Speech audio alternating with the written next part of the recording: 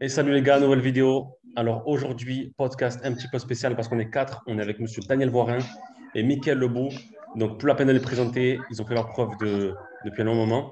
La question du jour, on fait un petit podcast pour savoir pourquoi les Français à l'UFC sont tant.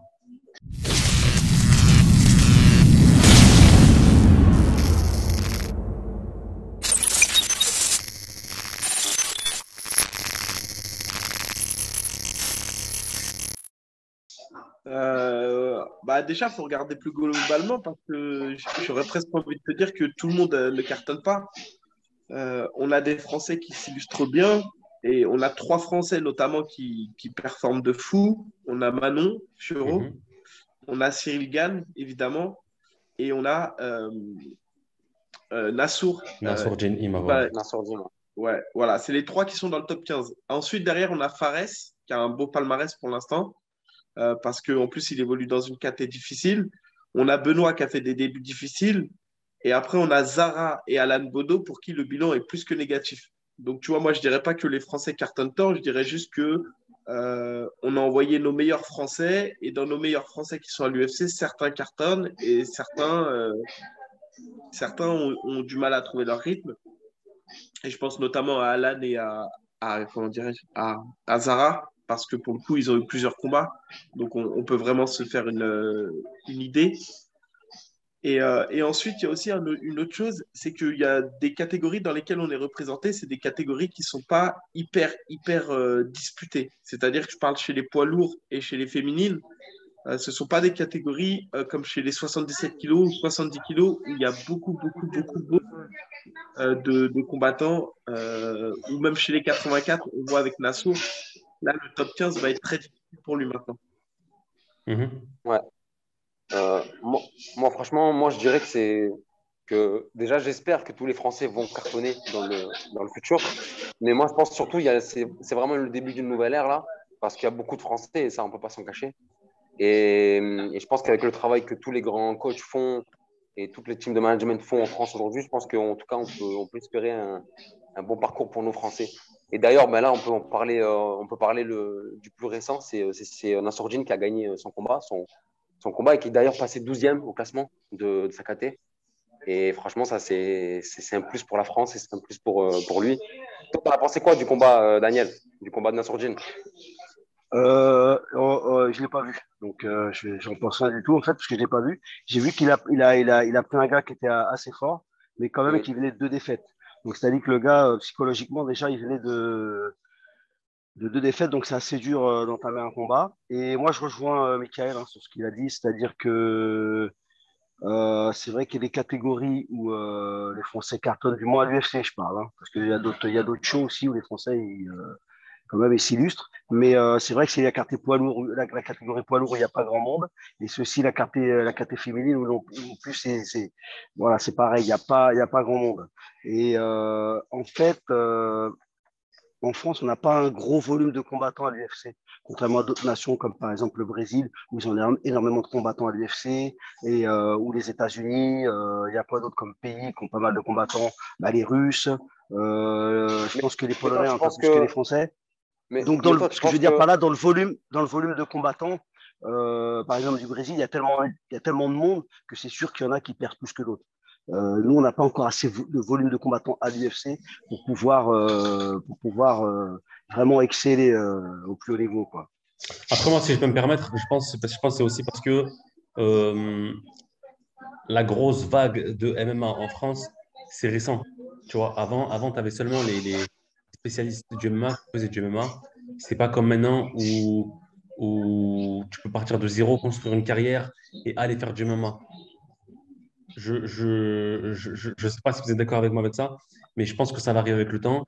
Il va y avoir de plus en plus de Français qui vont rentrer au MMA et ils vont pas simplement rentrer pour faire les pantins, pour faire de la figuration. Ils vont rentrer et faire des carrières comme Cyril Gane et aller décrocher les médailles au plus haut niveau. Michael? Oui et non, parce que Cyril Gann, enfin, Cyril Gann, c'est un génie qui a eu un gros parcours en pied-point.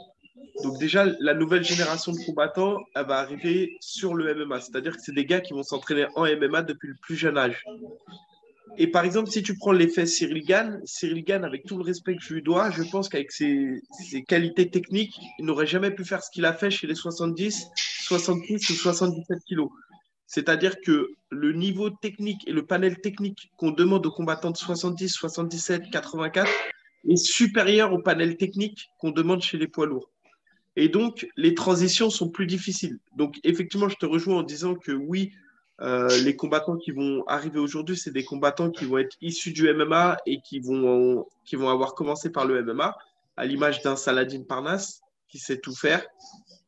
Mais dire de là que tous les combattants français qui vont aller à l'UFC vont faire ce que Cyril Gane a fait, c'est impossible. Parce que, encore une fois, la particularité est qu'il évolue dans une catégorie différente du reste. C'est-à-dire que déjà aller dans le top 10, top 15 des 70 kilos actuellement, par exemple, c'est un exploit en soi. C'est-à-dire que si on a un Français qui est dans le top 10, top 15 des 70 kilos, c'est déjà un truc de malade. Et ça, il faut s'en rendre compte.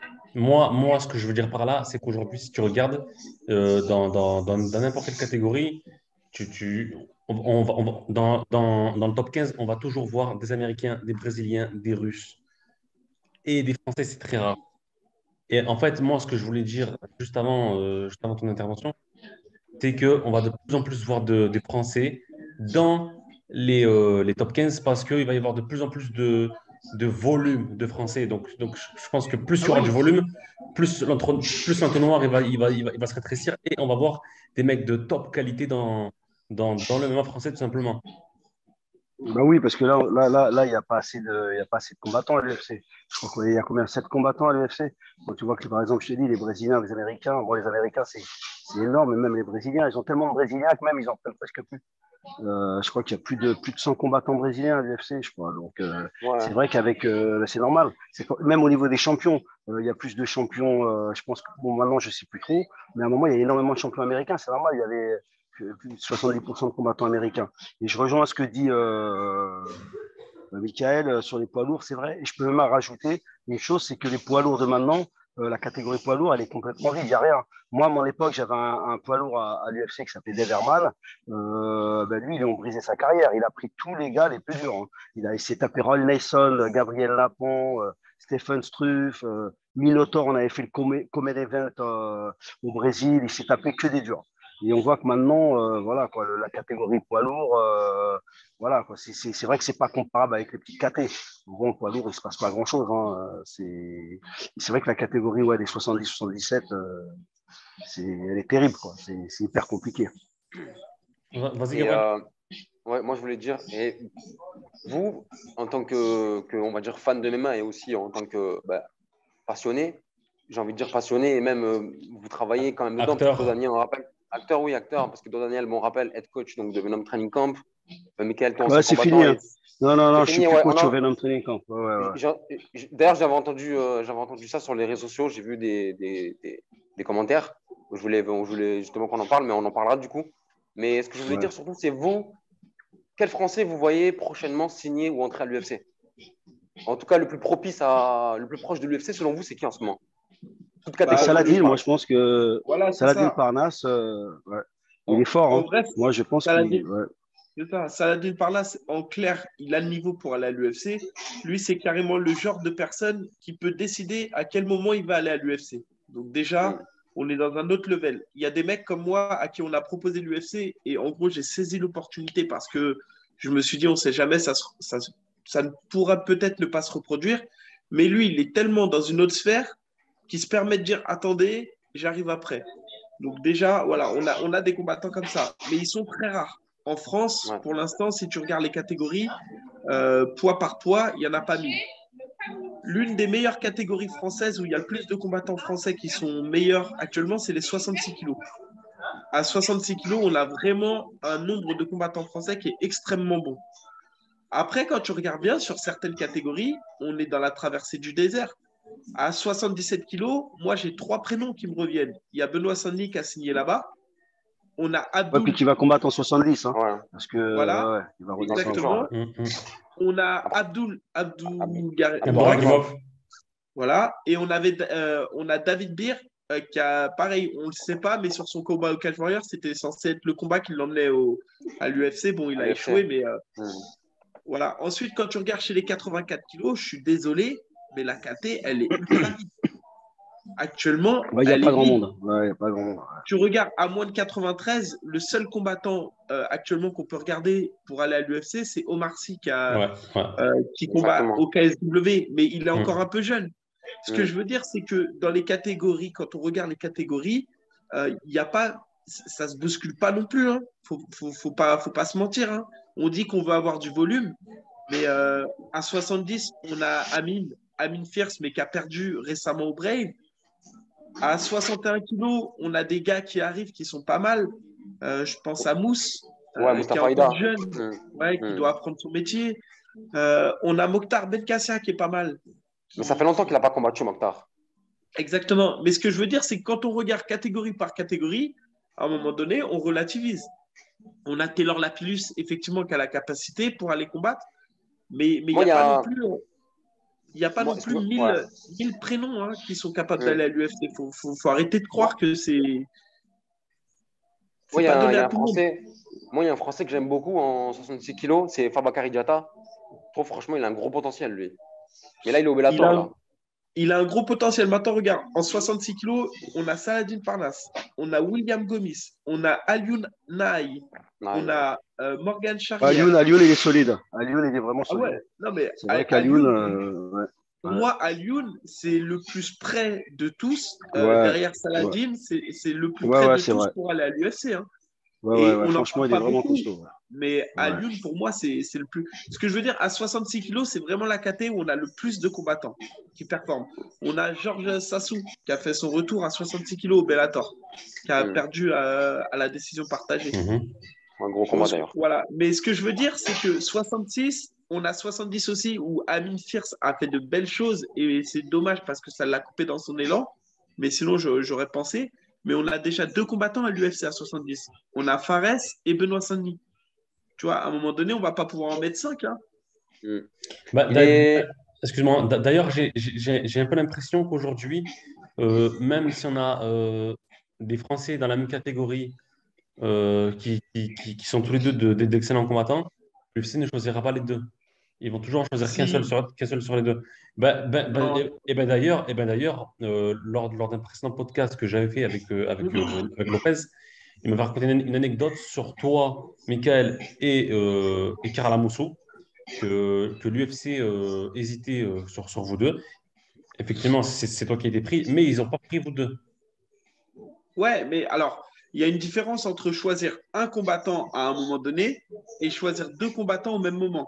Par Hmm. contre, tu peux très bien choisir en septembre 2020 un combattant 77 kilos et je sais pas, au mois de février 2022, choisir un deuxième combattant.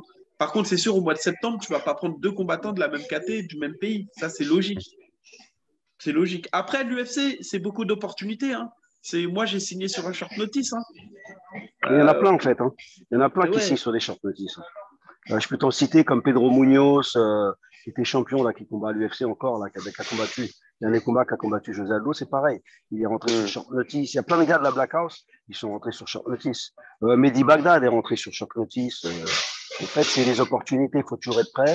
Quand l'UFC t'appelle, il faut y aller, quoi. C'est tout. Hein. Comment il Mais s'appelle c'est vrai que Kevin Holland aussi, je crois qu'il est rentré sur un short notice, il me semble. ça, je ouais. sais pas. Ouais. Mais il y en a pas mal, il y a énormément. Et tu faut saisir l'opportunité, tu rentres. Mais c'est vrai que le problème, c'est que l'UFC, c'est quand même un show à part. C'est-à-dire qu'il y a un écart énorme entre l'UFC et les autres shows. Donc c'est vrai qu'on peut avoir l'impression qu'il y a beaucoup de Français, un volume de Français qui combattent, qui performent, tout ça. Mais l'UFC, c'est encore autre chose. Hein. C'est vraiment différent, quoi. J'aimerais passer à un autre sujet, Fares Ziam, qui va combattre samedi sur une UFC Fight Night. Il va combattre contre un Américain, Vince McKinney. Alors, ce combat, est-ce que vous pensez qu'il a toutes ses chances de gagner ce combat? Ah oui, on a toujours une chance de gagner. Hein. À partir du moment qu'il rentre dans la casse, il faut gagner. Hein. Moi, je dis ouais, pourquoi pas. Hein. Ça va être un combat Après, sympa. Ouais. Parce que l'autre, je crois qu'il envoie debout aussi. Hein. Donc, on va pouvoir voir une bonne guerre, je pense. Ça va être un beau combat. Bah, en fait, bah, c'est que Fares, là, justement, on l'a eu deux fois sur des combats où il affrontait des lutteurs. C'était un peu chiant pour lui. Il s'est imposé, franchement, deux fois, il s'est imposé. Deux fois, la décision, elle aurait pu aller Elle aurait pu aller pour lui comme pour l'autre. Franchement, Ouais, c'était assez serré. Ouais. C'était assez serré. Il peut même s'estimer heureux. Et là, justement, on a le combat qui peut le faire exploser. C'est-à-dire que c'est le combat dans lequel il peut s'exprimer. C'est-à-dire qu'il ne va pas trop craindre la lutte du gars en face. Il va pouvoir s'exprimer en pied-point sans trop avoir peur de se faire amener au sol. Donc, en fait, c'est un combat pour briller, mais c'est un combat qui va rester très difficile parce qu'en face de lui, il a quelqu'un qui tape fort aussi. Mais normalement, c'est un bon combat pour lui. C'est le combat qui devrait lui ouvrir des portes sur d'autres perspectives. Ouais. En plus, ils sont au niveau du Sherdog, ils sont équivalents quasiment. Il y a juste Fares, il a une victoire de plus. Et après, il me semble que l'autre, il a gagné 6 fois par soumission et 5 fois par TKO. Donc, il faut aussi se méfier, je pense, de sous-sol. Parce que si tu as gagné 6 fois au sol, c'est que je pense que tu n'es pas mauvais. Non, mais il est même très fort, hein, parce que le dernier KO qu'il a eu à l'UFC, ça reste un KO record rapide. Donc, ça veut rien dire. Hein. Oui, c'est vrai aussi. Attention. C'est vrai aussi. Mais en tout cas, il s'est blessé après, c'est ça? Il s'est blessé après, non? Il n'y a pas eu quelque chose derrière ça, ce combat? Non, je crois qu'il a mis le KO, le KO le plus rapide de l'histoire des 70 kilos. Mais en tout cas, l'adversaire, là, Fravola, là, c'est un mec qui est hyper solide. Hyper solide. C'est Terence McKinney, je crois. Ouais, ça, Terence McKinney. Ouais, ça, c'est lui qui a mis le KO. Ouais. Mais il l'a mis sur Fravola. Ouais, sur l'autre qui était très solide aussi. Comme quoi, dans la catégorie, même jusqu'au 15, top 15, top 20, c'est que des monstres. Ouais, en 7 secondes. Bah, quand tu vois que Nasrat, il n'est même pas dans le classement, que tu vois que l'Arménien, il n'est pas dans le classement, que Gamrot, il n'est pas dans le classement, bah, c'est là que tu vois le niveau de la catégorie. Super. Daniel, tu voulais rajouter quelque chose? Non. Mais moi, je pense que voilà, ça va être un bon fight. Ça va être du moins un combat intéressant à regarder. C'est vrai qu'il y a des fois des combats, c'est un peu. On avait des combats face à des lutteurs, c'était un peu. Il n'était pas trop dans son registre. Il a gagné. C'est vrai que le dernier combat, c'est hyper serré. L'autre aurait pu gagner aussi. Mais c'est vrai que là, ça va être intéressant. On va pouvoir voir son striking dans la cage. Il va pouvoir s'exprimer, montrer ce qu'il sait faire. C'est bien. Ouais, je dis que c'est un bon combat. Hein. De toute façon, à chaque combat, c'est un casse-tête. Hein. Et des fois, voilà quoi. Ça se trouve, il se prépare pour le striking, mais ça va même pas être du striking. Des fois, ça évolue. Des fois, c'est curieux les combats. Prochain gros combat à l'UFC, Cyril Gane contre Ngannou, toujours chez les Français. Combat très très dangereux pour Cyril Gane. Moi, je pense que ça va être du 50-50 vraiment. Daniel? Moi, je pense qu'Ngannou va gagner par KO. Maintenant, un combat, ça reste un combat. Tout peut arriver. Et parce que, en fait, Cyril, j'ai remarqué, il est fort quand il y a quelqu'un en face qui ne bouge pas trop, qui est un peu statique. Parce que bon, il se déplace bien. Mais comment ça s'appelle? Ngannou, il est agressif. Ngannou, il est explosif. Et Ngannou, il va l'attaquer, il va être vachement offensif. Et j'ai remarqué que Cyril, en reculant, il n'est pas si à l'aise que ça. C'est ce que j'ai remarqué. Je pense que là-dessus, il va avoir, Ngannou va avoir l'avantage sur la puissance. Bien sûr, Cyril sur la technique. Mais je pense que ce combat, il va pas à son terme. Je vois Ngannou gagner. Mais bon, tout peut arriver. Michael?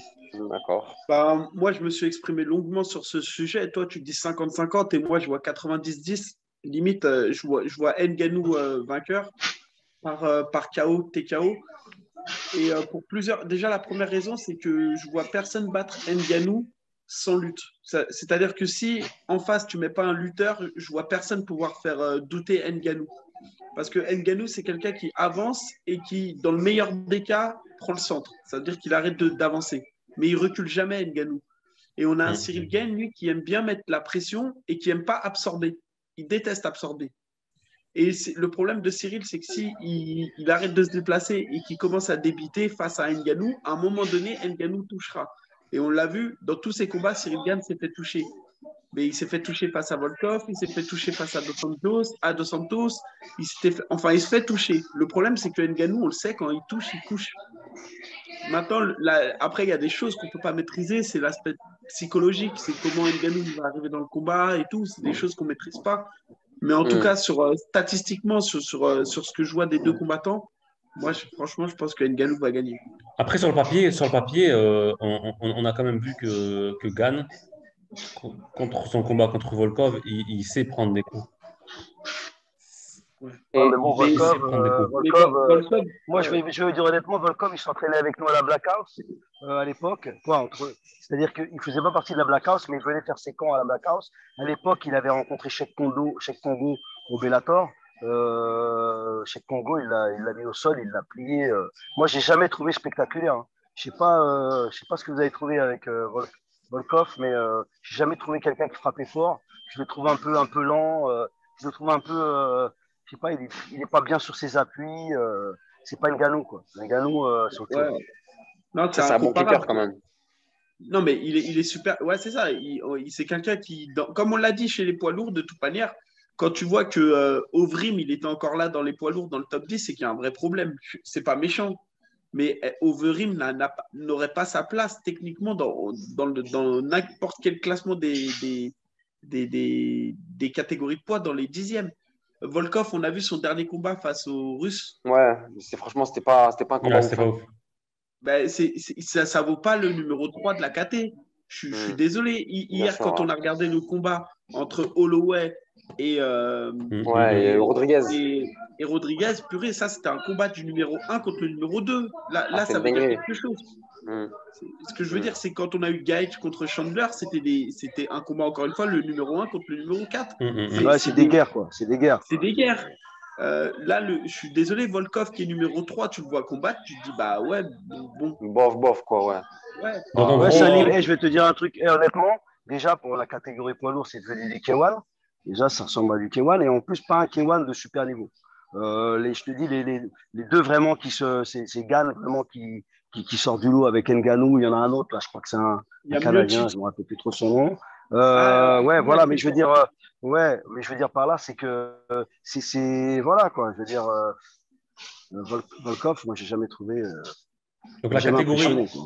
la catégorie, en gros, selon vous, elle est vraiment. Le niveau, il n'est pas ouf, quoi. Non, Ah oui, je peux pas dire avant, il y avait les Verdum. Avant, il y avait les Verdum. Il faut savoir que Cormier, normalement, il était en poids lourd. Il est en pro lourd, ouais. Cormier combattait pas en poids lourd à l'UFC parce qu'il y avait Velasquez, ils sont Ouais, de Velasquez, de la Cain même Velasquez. gym. Mais Cormier, il a nettoyé la catégorie poids lourd au Strike Force. Il les a tous balayés. Ça, c'était des combattants vraiment dangereux. Il y avait qui à l'époque? Il y avait Roll Nelson, il y avait, tiens, comme striker, Mark Hunt. Lui, c'était un sacré striker aussi, hein. Il y avait plein de combattants solides. Et là, je trouve honnêtement que ça va revenir, je pense. Mais là, ça s'est un peu dégradé, quoi. En fait, quand tu regardes bien sur le nom, il n'y a que Miocic qui sait plus ou moins tout faire. On a Aspinal qu'on voit, moi, que je trouve très fort. Et ensuite, tu as des combattants. Tu avais Blades qui ramenait un peu de lutte. Mais le problème, c'est que son striking est trop bas. Et après, tu n'as que des strikers. Tu as Derrick Lewis, c'est un gros puncher, mais qui met une frappe toutes les 2 minutes. Ouais, il bouge même pas. Ouais. Cyril Gane qui est au-dessus du lot largement techniquement. Il est au-dessus du lot. Ouais. Le reste. Ensuite, on a Ngannou, on le connaît, il a un pouvoir magique dans les mains, il touche, tu meurs. Ce que je veux dire, c'est qu'il n'y a pas le niveau MMA, si on parle de MMA, c'est pas ouf. C'est pas ouf. Ouais, c'est vrai. C'est pas l'âge d'or du. Non, c'est pas une question d'âge d'or, c'est vraiment une question. La catégorie en poids lourd, c'est pas du niveau où à l'époque on voyait Velasquez qui allait lutter, on voyait même le niveau de Dos Santos. Alors maintenant, tout le monde bat Dos Santos, c'est la vérité, tout le monde le bat et tout le monde l'accroche. Mais c'est quand même pas le Dos Santos de l'époque. Ouais, exactement. Il y avait Frank Mir à l'époque aussi. Frank Mir était chaud, super solide. Avec le tueur avant. La KT sur l'arsenal maîtrisé dans le MMA, je parle de l'arsenal global, bah moi, je trouve que la KT poids lourd, elle a perdu. Ouais, c'est du K1, quoi. Ouais. Mais après, à l'inverse, par contre, dans certaines catégories, comme la catégorie des 77, par exemple, de Kamaru Usman, ou alors même la catégorie des 70 kilos, même les 66, hein, parce que les 66, oui, les 66, c'est dur. Ouais, c'est dur. Même t'as Ortega qui c'est un soldat, t'as que des chevaux aussi derrière. 66, 70, 77, c'est les plus durs. Ouais. Et hier, dans le combat, on a tout vu hier. Hier, ceux qui ont regardé et qui aiment le MMA, ils se sont régalés. La semaine dernière, c'est pareil avec Chandler et Gaethje. C'est vrai, bien sûr. Le MMA qu'on a pu voir hier de Holloway face à Rodriguez, mais c'était magnifique. D'ailleurs, Hmm. d'ailleurs, combat trop surcoté. Genre, Ouais, c'est en dommage de fait, mettre un combat sur une carte comme ça, quoi. C'est bah, vrai, hein, en quand fait, même.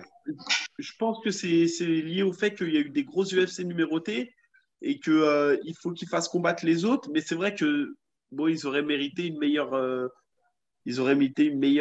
carte. Au moins une undercard un peu plus intéressante parce que Hum, là, pour hum, le coup, hum. elle était vraiment. C'est vrai, c'est vrai. Et petit, petit sujet aparté.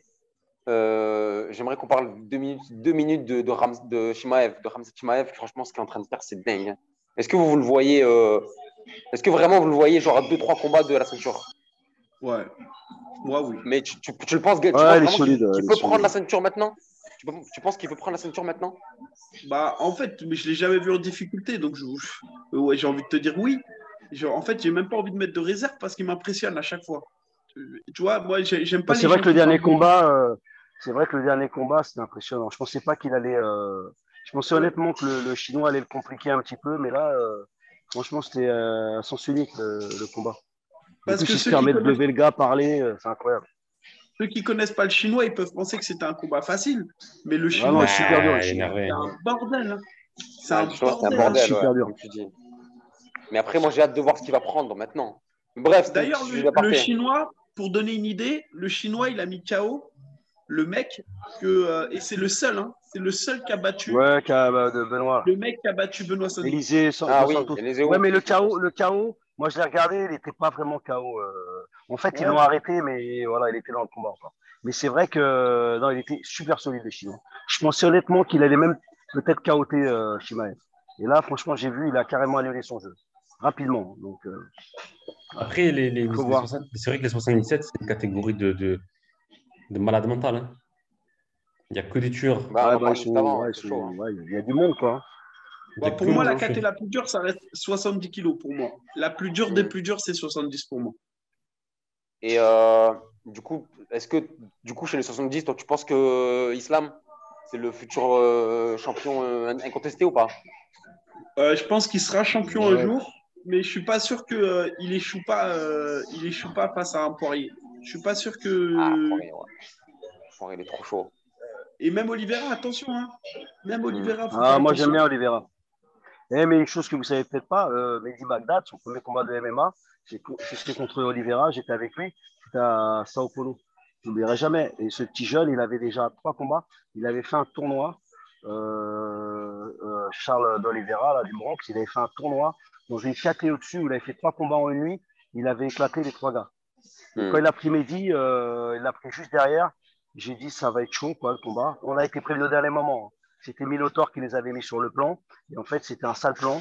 Et Mehdi s'est fait KOT, je crois. C'est son premier combat. Il s'est fait KOT au sol, un sale KO, quoi.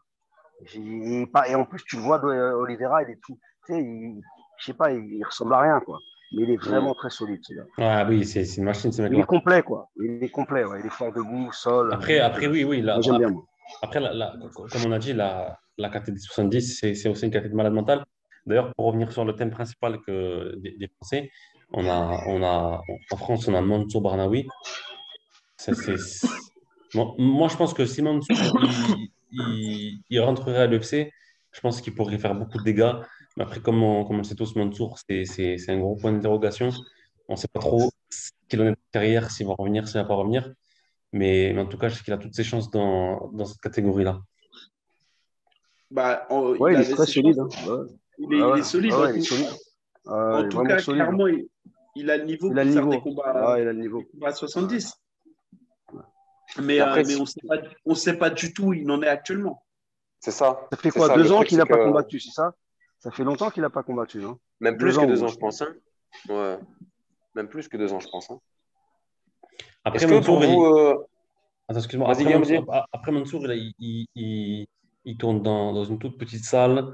C'est une salle associative. Il n'y a pas de sparring partner. Et malgré ça, quand même, le mec, il va faire du sale. C'est un truc de fou. Mais tu sais que tu n'as pas besoin d'être dans des salles américaines pour pouvoir performer, hein. Ça, tu sais, c'est une erreur, hein. Les gens, ils croient que, allez, on va aller dans une salle, les meilleures salles du monde, on va performer. Les gars, ne calculent pas, tu sers de viande, c'est tout. Ouais, mais moi, Dans une petite salle, ouais, mais il peut les ramener, les sparring, je veux dire.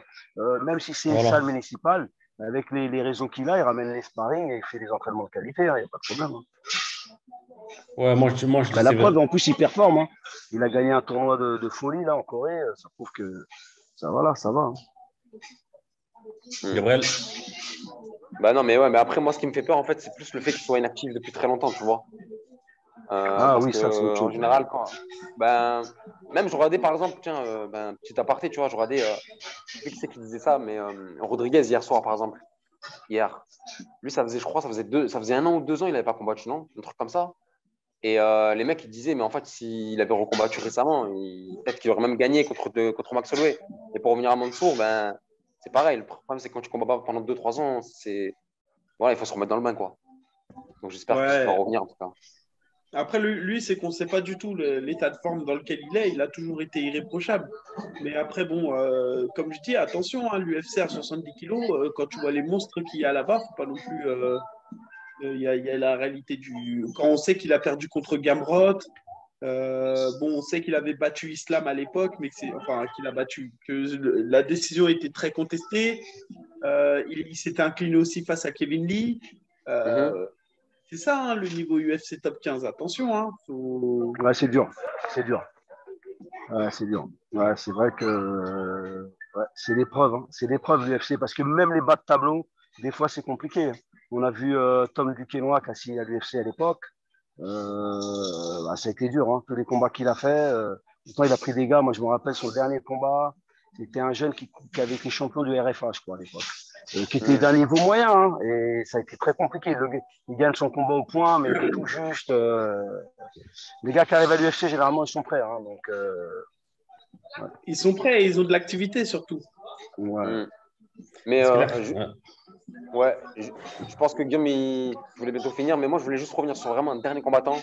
C'est Abdul Abdouragimov, tu en as parlé plus tôt, Mika. Abdul, on sait que c'est un monstre, vraiment, il a un niveau incroyable. Est-ce que vous pensez vraiment que s'il rentre même en champion de à l'UFC, il peut enchaîner 2, 3 victoires consécutives et faire des grosses prestations? Ah ouais, il est Pour solide, moi, hein, Abdul. Hein. Moi, je le trouve fort. ouais, Hein. Ouais. Abdul, il peut pourrir un grand nombre de combattants parce qu'il a une lutte et il a un sol qui est chiant. Mais pareil, à un moment donné, Abdul, et c'est pour ça que ça fait longtemps qu'on ne l'a pas vu combattre, et j'aimerais bien le voir combattre, c'est parce qu'il a quand même des grosses, grosses lacunes en pied-point. Il a Ouais, quand ça, c'est même compliqué. des Ouais. grosses lacunes en pied-point. Et après, c'est vrai qu'il a une grosse condition physique, il a une super lutte, il a un bon sol. Mais en tout cas, pour aller chercher le top 15 de l'UFC à 77, ça va être très compliqué. Maintenant, oui, s'il décide de construire sa carrière à l'UFC et qu'il ne lui donne pas des bûches direct, alors oui, il peut faire quelque chose. Mais en tout cas, ça ne sera jamais une grande star à l'image d'un Assour, d'un Sirigan ou d'une Manon, parce que le problème, c'est qu'il ne fera jamais le spectacle. Et Hmm. l'UFC, ils vont pas kiffer un mec qui fait que de lutter, etc. Ils vont pas kiffer. Hein.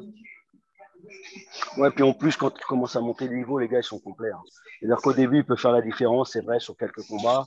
Et après, si t'as une lacune quelque part, ça va être très compliqué pour toi parce que les gars que tu vas prendre, ils vont aller dans la lacune, quoi. Et ça va être compliqué. Donc, ouais, non, mais en tout cas, il a le niveau UFC, ça c'est sûr. Ouais, ça Franchement, c'est sûr qu'il il a le ouais, niveau. il a le Ouais. niveau et il a le niveau pour battre, je suis sûr, facilement 30-40% de la catégorie, il peut les battre. C'est J'en beau suis quand Ah même, sûr. ouais, hein. ouais, non, il est solide, hein, il est Ouais, vraiment solide. Ouais. mais c'est parce qu'il a vraiment un style qui fait qu'il peut te pourrir le combat. Hmm. Sur sage parole, les amis, c'est bientôt la fin de ce podcast. Donc, en tout cas, un grand merci à vous d'avoir participé. Daniel, comme d'habitude, toujours le bienvenu. Michael, un grand merci à toi aussi. Les gars, Merci à vous. Michael Lebou, il a son propre podcast, Main Fight. N'hésitez pas à aller voir, les gars, vous abonner à sa chaîne, vous allez voir leur podcast. Merci. Et les gars, et je vous laisse le mot de la fin. Merci beaucoup à vous. Non, bah écoute, merci à vous et bonne continuation pour ce que vous faites. Et on se voit peut-être à Marseille samedi prochain. Pour Bah, la nuit bah, des champions. nous, on y sera en tout cas. Donc bon, Et si ben, tu nous viens, aussi. Pourquoi il se passe quoi à Marseille? Il y a des il y a combats la... là à Marseille, c'est ça? Eh ouais, il y a la nuit des champions. Le football, tu veux dire? Non, la Non, nuit non, des champions. Ouais, moi, je regarde pas.